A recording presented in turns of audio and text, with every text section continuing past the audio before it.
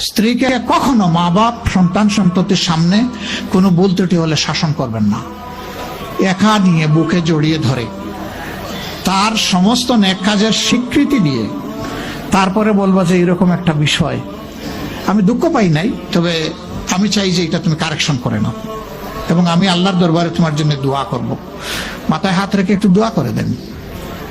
এর চাইতে বড় আর কোনো শাসন হয় না।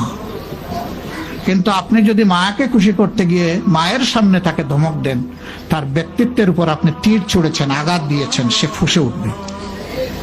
সে বলবে সব উজাড় করে তোমার এই সংসারে দিলাম, আজকে তুমিই না আমাকে এইভাবে বেইজ্জত করলে। সে মানুষ তো, তার মানবিক রিয়াকশন হবে। কাজ করবো না আমরা কেউ। আমাদের জীবনের অংশ, আমাদের হাড়ের অংশ, আমাদের কলিজার অংশকে আমরা সেইভাবে সম্মান দিব ইনশাআল্লাহ। আমরা ভালোবাসবো সে আমার স্ত্রী, আমরা শ্রদ্ধা করবো সে আমার সন্তানের মা। স্ত্রী হিসাবে ভালোবাসা পাবে, মায়ের জাতি হিসাবে সে সম্মান পাবে।